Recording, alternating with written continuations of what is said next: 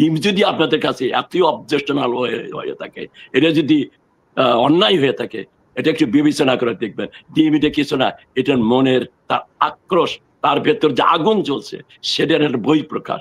কিন্তু আমরা ৭১-এর বাংলাদেশ পুনঃপ্রতিষ্ঠিত করতে আমরা সেই কাজটি করছি ধৈর্য সহকারে। আগামীকালেও আমরা সেই ধৈর্য দেখাবো। আমরা সেখানে তার ১৩ মাসের কর্মকাণ্ড আমাদের চিঠি ইংরেজিতে আর আছে, বাংলায় আছে, ২০০ দেশের যে প্রতিনিধিতে আছে তাদের কাছে আমরা অলরেডি পাঠানো শুরু করেছি। আরে চিত্র সহ সে কাকে কিভাবে হত্যা করছে, ৩৫০০ পুলিশ মারার যে চিত্র, যে টাইমস পত্রিকার প্রতিবেদন অনুযায়ী আমরা সেভাবে এই ৩৫০০ পুলিশকে হত্যা করার পরে তাদের যারা হত্যা করে তাদের বিচার করা যাবে না, সেই নায়ক ডক্টর ইউনূস এখানে এসছে। আমরা কি তাকে ফুলের মালাতে গ্রহণ করবো ভাই? না, সে সম্ভব হয় না ভাই, সেটা আমরা করতে পারবো না। আমরা এদেশের আইন অনুযায়ী যতটুকু সম্ভব ততটুকু করবো। তবে আমরা করতে পারতাম ২২ তারিখে রক্তান্ত হতো জেএফকে এয়ারপোর্ট, কিন্তু সেটা হয়নি। সেটা আমরা করতে দিইনি, আমরা করি নাই সেটা। ১৩ ঘন্টায় সমস্ত এয়ারপোর্ট শাটডাউন ছিল।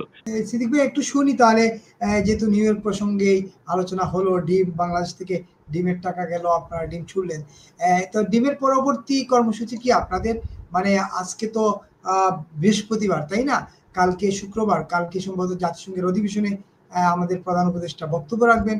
আপনারা বোধহয় অধিবেশনের এই সময়টা আপনারা বোধহয় সদর দপ্তরের সামনে থাকবেন, অবস্থান নেবেন। একটু যদি জানান দর্শক শ্রোতাদের আপনাদের পরিকল্পনা কি আগামীকালকে, বা আজকেই বা কি করবেন, আপনাদের কর্মসূচি কি আসলে? বাংলাদেশ থেকে ডিমের টাকা পাঠিয়েছে, এটা কোনো আলোচনার ব্যাপার হতে পারে না। এটা আপনার সময় নষ্ট করা উচিত না, আমাদের কারোর সময় নষ্ট। এটা কোনো, এরা যে দেউলিও হয়ে গেছে এটা একটা প্রমাণ হয় আর কি।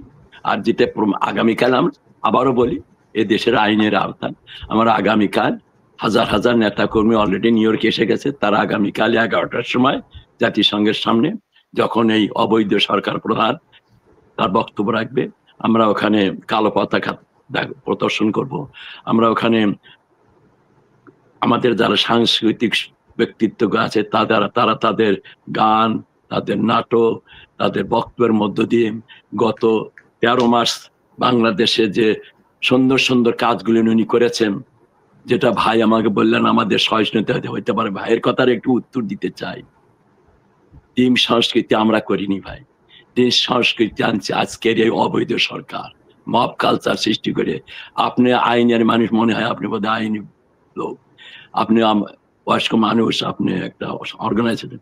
আমরা টিমের কালচার সৃষ্টি করি নাই। কোর্টে আমাদের নেতা কর্মীদের নেতাদেরকে ডিম মারা হচ্ছে, ইভেন আমাদের ডিপুমনি দিয়া তারপর ডিম ছড়া হয়েছে, পানির বোতল ছড়া হয়েছে। এটা বাংলাদেশের আদালতে ঘটতেছে, আদালতে। সেদিকে লক্ষ্য করে আপনারা আমার মনে হয় বিবেচনা করে কথা বলেন। ডিমের কালচার আমরা আনি নাই এখানে। আপনি জানেন আমাদের এই দেশ আইনের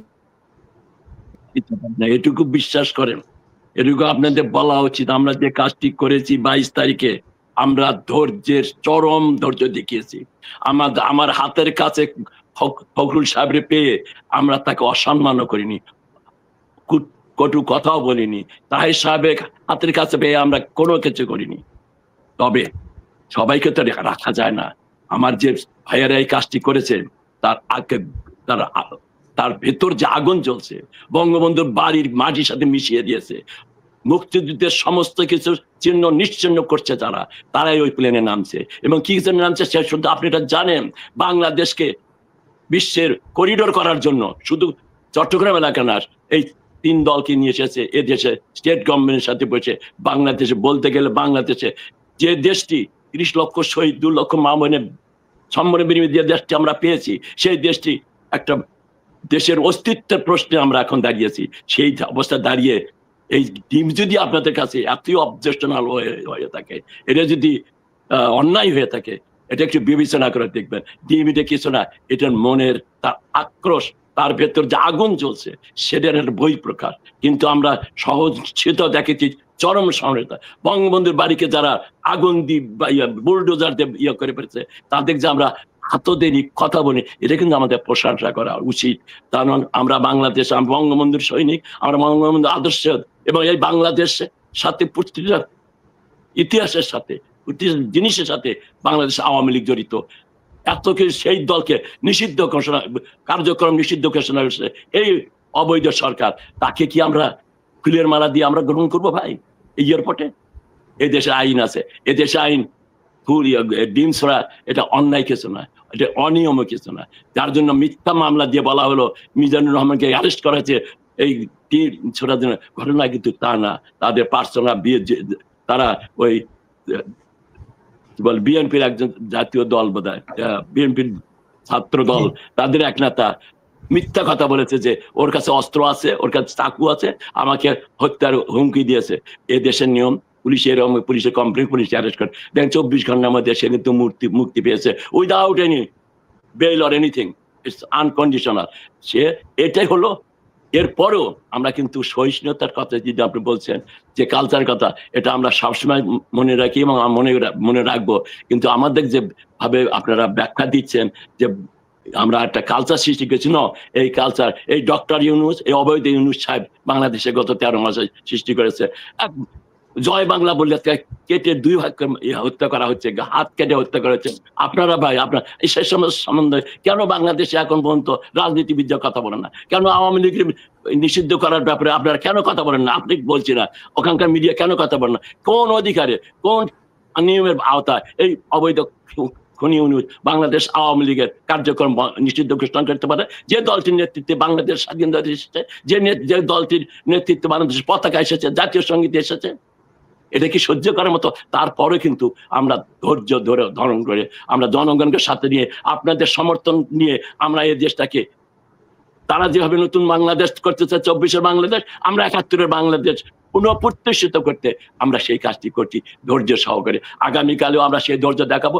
আমরা সেখানে তার 13 মাসের কর্মকাণ্ড আমাদের চিঠি ইংরেজিতে আর আছে, বাংলায় আছে, 200 দেশের যে প্রতিনিধিটি আছে তাদের কাছে আমরা অলরেডি পাঠানো শুরু করেছি, চিত্র সহ সে কাকে কিভাবে হত্যা করেছে। 3500 পুলিশ মারার যে চিত্র, যে টাইমস পত্রিকার প্রতিবেদন অনুযায়ী আমরা সেভাবে এই 3500 পুলিশকে হত্যা করার পরে তাদের যারা হত্যা করে তাদের বিচার করা যাবে না, সেই নায়ক ডক্টর ইউনূস এখানে এসছে।